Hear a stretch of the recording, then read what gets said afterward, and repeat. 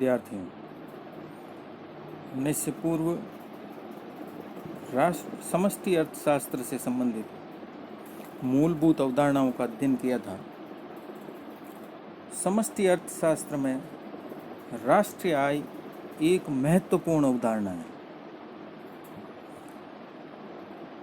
मोटे तौर पर राष्ट्रीय आय से अर्थ हम किसी एक वर्ष के अंतर्गत उत्पादित सभी अंतिम वस्तुओं व सेवाओं के बाजार मूल्यों के कुल जोड़ से लेते हैं। लेकिन राष्ट्रीय आय का अध्ययन करते समय राष्ट्रीय आय से संबंधित अवधारणाओं की जानकारी होना आवश्यक होता है, जिससे हमें राष्ट्रीय आय किस प्रकार से ज्ञात की जाती है, किस प्रकार से राष्ट्रीय आय की गणना की जाती है, इनमें कौन कौन से क्षेत्र होते हैं आदि की जानकारी प्राप्त हो सके। तो हम आज के अपने इस अध्याय में हम राष्ट्रीय आय की प्रमुख अवधारणाओं का अध्ययन करेंगे। तो हम सबसे पहले कुछ मूल अवधारणाओं में से लेते हैं। पहली अवधारणा है घरेलू क्षेत्र। घरेलू क्षेत्र को आर्थिक क्षेत्र भी कहा जाता है। तो घरेलू क्षेत्र की अवधारणा देश की भौगोलिक सीमाओं के विचार से अलग होती है। हम कहते हैं भौगोलिक क्षेत्र। भौगोलिक क्षेत्र यानी हमारे नक्शे में जो हमारा भौगोलिक क्षेत्र है वो घरेलू क्षेत्र है। जबकि जब हम राष्ट्रीय आय की गणना करते हैं तो ये भौगोलिक सीमाओं के विचार से थोड़ा अलग होता है। तो घरेलू क्षेत्र में हम क्या क्या शामिल करेंगे? तो सबसे पहले हम शामिल करेंगे देश की राजनीतिक सीमाएं, और उन सीमाओं के अंतर्गत जो जल क्षेत्र आते हैं उन्हें भी हम सम्मिलित करेंगे। फिर हम सम्मिलित करेंगे देश के सामान्य नागरिकों द्वारा विभिन्न देशों के बीच संचालित जल एवं वायुयान, यानी जो हमारे एरोप्लेन और जलयान एक से दूसरे राष्ट्रों में जाते हैं या संचालित किए जाते हैं, उसको भी हम शामिल करेंगे। जैसे एयर इंडिया के वायुयान है ना, विभिन्न देशों में उड़ानें भरते हैं, तो उनको भी हम शामिल करेंगे जो हमारे सामान्य नागरिकों द्वारा कार्य किए जाते हैं। फिर हम घरेलू क्षेत्र में लेंगे मछुआरों के जहाज, तेल एवं गैस, अन्वेषण एवं उत्पादन हेतु महासागरों में खुदाई करने के लिए लगाए गए यंत्र, यानी तेल और गैस के लिए, मछुआरों के लिए, जहाज के लिए, अन्वेषण के लिए यानी रिसर्च के लिए, और उत्पादन के लिए जो महासागरों में हम खुदाई करते हैं, उस खुदाई के काम में जो उपकरण आते हैं और जो हमने लवा स्थापित कर रखे हैं, उनको भी हम घरेलू क्षेत्र के अंतर्गत शामिल करेंगे। क्योंकि ये अंतर्राष्ट्रीय सीमाओं में या जहाँ हमारे देश को एकाधिकार प्राप्त हो वहाँ काम करते हैं, और इनका संचालन हमारे देश के सामान्य नागरिक करते हैं। तो उनका संचालन देश के सामान्य नागरिक करेंगे, उन्हें हम घरेलू क्षेत्र में शामिल करेंगे। फिर इसके बाद आता है कि अन्य देशों में स्थित हमारे दूतावास, प्रत्येक देश में प्रत्येक राष्ट्र का एक दूतावास होता है, वाणिज्य दूतावास या कोई सैन्य शिविर हो, है ना, जैसे कहीं शांति सेना के रूप में हमारे यहाँ से सेना गई हुई है, तो वो भी घरेलू क्षेत्र में आएगी। लेकिन भारत में स्थित अन्य देशों के दूतावास भारत की भौगोलिक सीमा में होते हुए भी भारत के आर्थिक दृष्टि से आंतरिक क्षेत्र या घरेलू क्षेत्र का हिस्सा नहीं माने जाएंगे। क्यों नहीं माने जाएंगे? क्योंकि वो विदेशों के और अपने देश के लिए यहाँ काम कर रहे हैं, हमारे देश के सामान्य नागरिक नहीं है वो। तो इस प्रकार से देश के घरेलू क्षेत्र को हम राजनीतिक क्षेत्र, क्षेत्रीय महासागर, जल एवं वायुयान, मछुआरों की नौकाओं आदि, अन्य देशों के राजदूत एवं वाणिज्य दूतावास आदि के समूह के रूप में परिभाषित कर सकते हैं। तो ये था घरेलू क्षेत्र। हम आते हैं दूसरी अवधारणा आएगी सामान्य निवासी। ये अवधारणाएं बीच बीच में जब हम राष्ट्रीय आय का अध्ययन करेंगे तो आएगी। सामान्य निवासी या नॉर्मल रेजिडेंट शब्द भी देश के नागरिकों से एक अलग अवधारणा है। किसी देश के सामान्य नागरिक या सामान्य निवासी वे होते हैं जो आमतौर पर उस देश में रहते हैं, हमेशा ही मानते हैं, और जिनके आर्थिक हित उस देश से जुड़े हुए होते हैं। तो भारत के सामान्य निवासियों में भारत के नागरिकों के साथ साथ वे विदेशी भी सम्मिलित होंगे जो यहाँ रहकर अपनी आजीविका कमाते हैं। यानी कोई विदेश से आया है और भारत में काम कर रहा है, तो ऐसी स्थिति में भी हम उसको सामान्य निवासी के रूप में शामिल करेंगे। जैसे भारत में 1 वर्ष से अधिक समय से रह रहे नेपाली नागरिक जो यहाँ के उत्पादन, उपभोग, निवेश आदि आर्थिक गतिविधियों में कार्य करते हैं, तो उन्हें हम भारत का सामान्य नागरिक मानेंगे जब हम राष्ट्रीय आय की गणना करेंगे। इसके अलावा या इसके विपरीत अन्य देशों में, जैसे अमेरिका में, चाइना में, लंदन में या ब्रिटेन में 1 वर्ष की अधिक अवधि से मूलभूत आर्थिक गतिविधियों में भागीदार रह रहे भारत के नागरिक उन देशों के सामान्य नागरिक होंगे जहां वे सामान्यतः रह रहे हैं। भारत की दृष्टि से वो अनिवासी भारतीय होंगे जिन्हें हम एनआरआईज कहते हैं। तो वो भारत के लिए एनआरआईज होंगे, उन राष्ट्रों के लिए वो सामान्य नागरिक होंगे। तो सामान्य नागरिक हम किसे कहेंगे कि किसी देश में सामान्य निवासी वे होते हैं जो आमतौर पर उस देश में रहते हैं और जिनके आर्थिक उस देश से जुड़े हुए होते हैं। भले ही वो विदेशी हो, लेकिन उसके अगर आर्थिक हित हमारे देश से जुड़े हुए हैं तो ऐसी स्थिति में वो सामान्य निवासी माना जाएगा। फिर नेक्स्ट आते हैं हम मध्यवर्ती वस्तुएं। जब हम राष्ट्रीय आय की अवधारणा और उससे जुड़े योगों को ठीक से समझ पाने के लिए हमें मध्यवर्ती उत्पादों एवं अंतिम उत्पाद, आगे एक और आएगा अंतिम उत्पाद, उन दोनों का अर्थ और उनके अंतर को जान लेना बहुत जरूरी होता है। तो हम सबसे पहले आते हैं मध्यवर्ती वस्तुएं। ये उन निर्मित वस्तुओं का साझा नाम है जिन्हें अभी आगे उत्पादन में काम लिया जाना है या जिनको आगे बिक्री की जानी है। इसको मान सकते हैं, मान लीजिए 1 लेखा वर्ष की अवधि में उत्पादन में काम आ रही चीज़ें उस वर्ष या उस वित्तीय वर्ष की दृष्टि से मध्यवर्ती उत्पाद होंगी। ये गैर टिकाऊ उत्पादक वस्तुएं और सेवाएं होती है, गैर टिकाऊ होती है, जिनका प्रयोग उत्पादक उत्पादन प्रक्रिया में करते हैं। अब उत्पादन प्रक्रिया में हम कौन कौन सी वस्तुओं का उपयोग करते हैं, जैसे कच्चा माल, तेल, बिजली, कोयला, ईंधन और इंजीनियरों तथा तकनीकी कर्मचारियों की सेवाएं, ये सभी हम उत्पादन क्रिया में काम में लेते हैं। पुनः बिक्री के लिए खरीद कर रखी गई वस्तुएं भी मध्यवर्ती उत्पादन ही मानी जाती है। जैसे तेल उत्पादन हेतु खरीद कर रखे गए तेल के बीज, धागा बनाने के लिए खरीदी गई कपास, है ना, तो ये भी मध्यवर्ती वस्तुएं मानी जाएंगी। और फिर अंतिम वस्तुएं।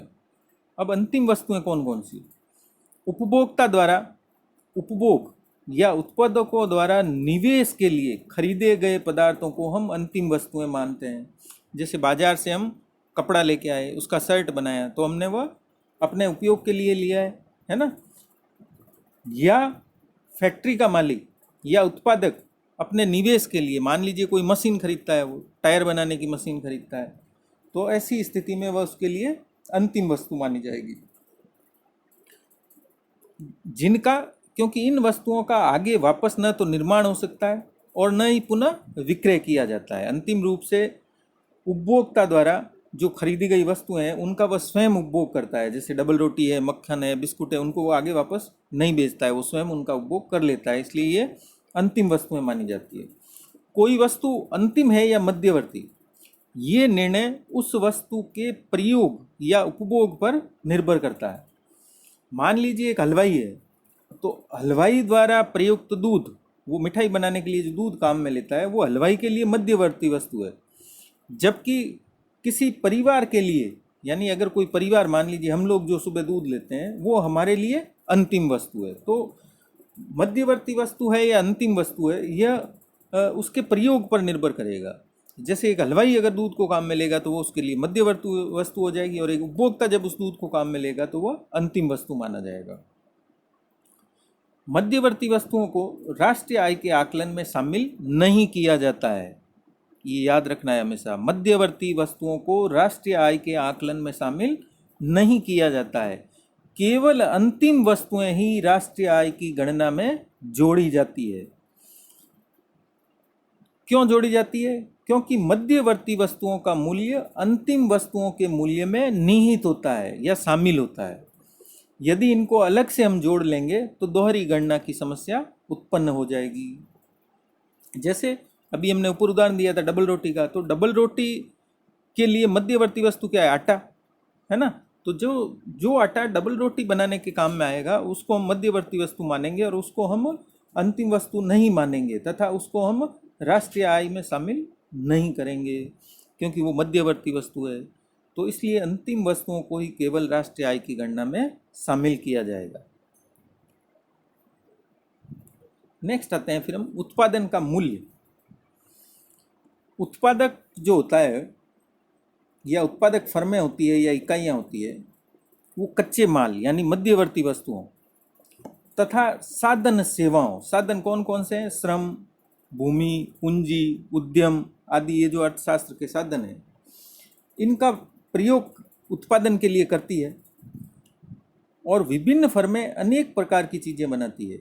इन सभी चीज़ों के मौद्रिक मूल्य को उत्पादन का मूल्य कहा जाता है, जिसका मतलब ये है कि उत्पादन के मूल्य में मध्यवर्ती वस्तुओं के मूल्य भी शामिल होते हैं। ठीक है ना। तो ये याद रखना है, उत्पादन के मूल्य में मध्यवर्ती वस्तुओं के मूल्य शामिल होते हैं, लेकिन राष्ट्रीय आय की गणना करते समय उनको शामिल नहीं किया जाता है। तो हम उत्पादन का मूल्य किस प्रकार से ज्ञात कर सकते हैं? उत्पादन का मूल्य इज इक्वल टू मात्रा इंटू कीमत, यानी वस्तु की मात्रा और उसकी कीमत क्या है उससे हम गुणा कर लेंगे तो हमारे पास उत्पादन का मूल्य आ जाएगा। वो चाहे मध्यवर्ती वस्तु हो या अंतिम वस्तु हो, या हम उसका अलग अलग भेद नहीं करेंगे। उत्पादक जो उत्पादन बाजार में बेचते हैं, किंतु ये आवश्यक नहीं कि किसी वर्ष के दौरान हुआ सारा उत्पादन उसी वर्ष में बिक जाए, क्योंकि सारा का सारा माल उसी वर्ष में बिक जाना संभव नहीं होता है। तो जो माल अनबिका रह जाता है वह स्टॉक या भंडार के रूप में जुड़ जाता है, तो वो उत्पादन का स्टॉक रह जाएगा जो अनबिका रहेगा। तो इस दृष्टि से वर्ष के दौरान भंडार में आया परिवर्तन भी उत्पादन का अंश होगा।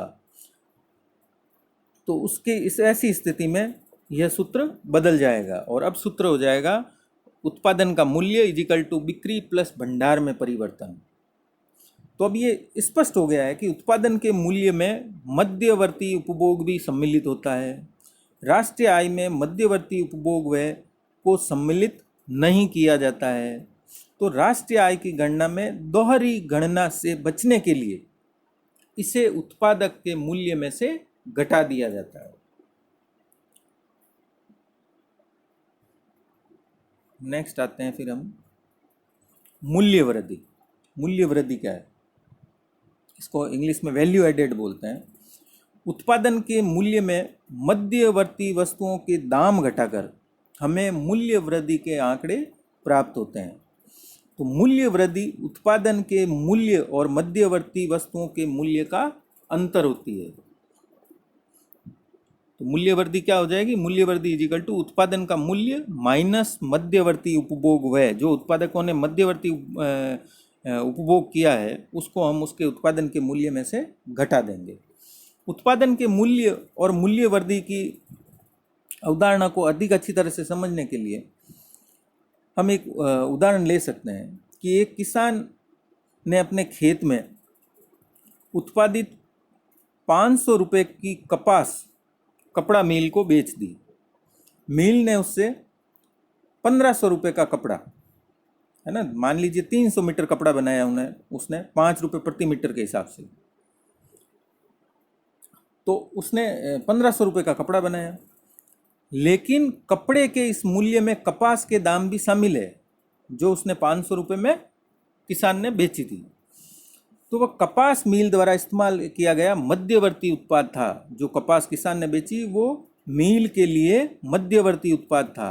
अतः मध्यवर्ती लागत 500 रुपये जो है वो कपड़ा मिल द्वारा उत्पादन की प्रक्रिया में मूल्य वृद्धि 1000 रुपये ही होगी, क्योंकि 500 प्लस 1000 इज इक्वल टू 1500, या 1500 का उसने कपड़ा बनाया माइनस मध्यवर्ती वस्तु कपास का मूल्य कितना था, 500 रुपये, उसमें से 1500 में से घटा दिया तो हमारे पास बच गया 1000 रुपये।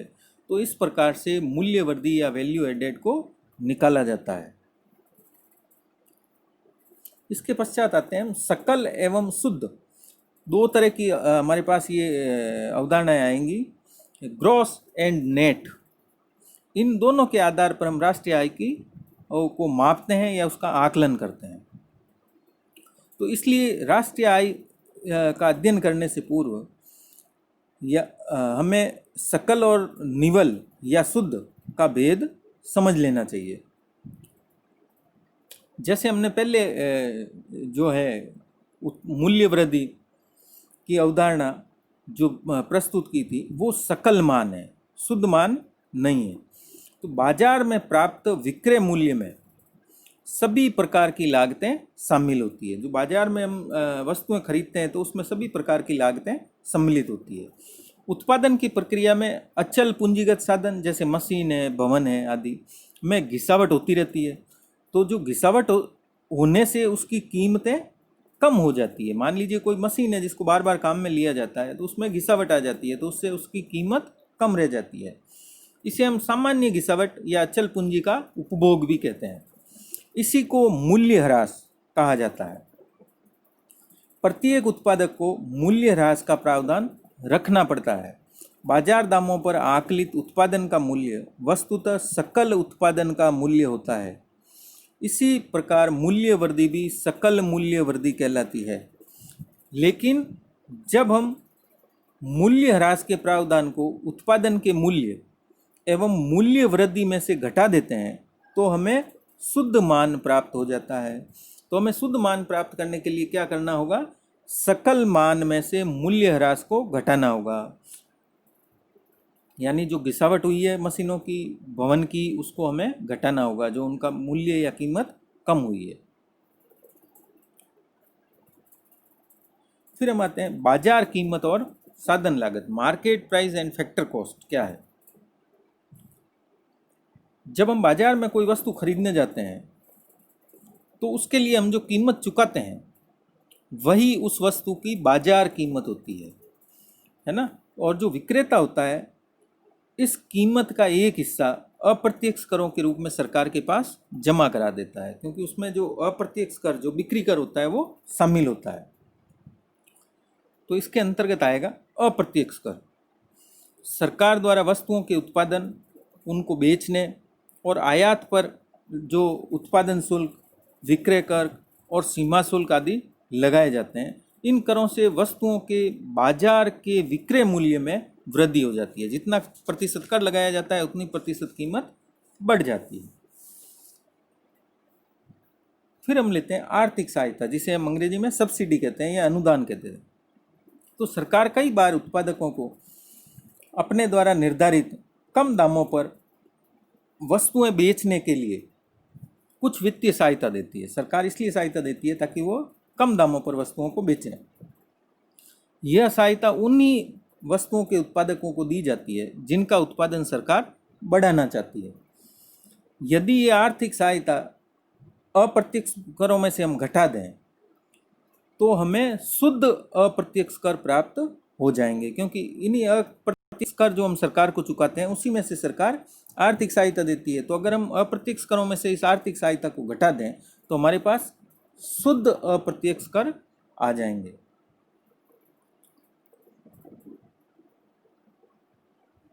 शुद्ध अप्रत्यक्ष कर, उसको हम इस प्रकार निकाल सकते हैं, अप्रत्यक्ष कर माइनस आर्थिक सहायता।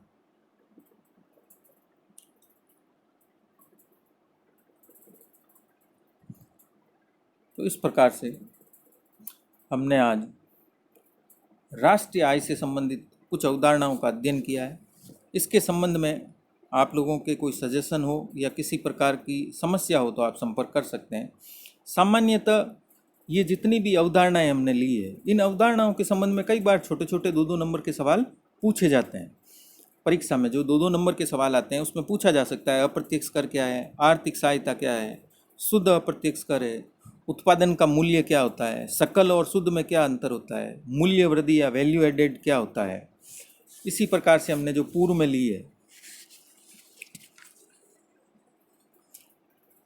पूर्व में जो उदाहरण लिए, घरेलू क्षेत्र क्या है, सामान्य निवासी हम किसे कहेंगे, या इसी प्रकार से मध्यवर्ती वस्तुएं क्या है, अंतिम वस्तुएं क्या है, तो इनके बारे में छोटे छोटे 2-2 नंबर के सवाल पूछे जाते हैं। और आगे जब हम राष्ट्रीय आय की गणना पढ़ेंगे उस समय ये सारे शब्द हमारे सामने आएंगे, तो ये हमें पहले से समझ में होना जरूरी है।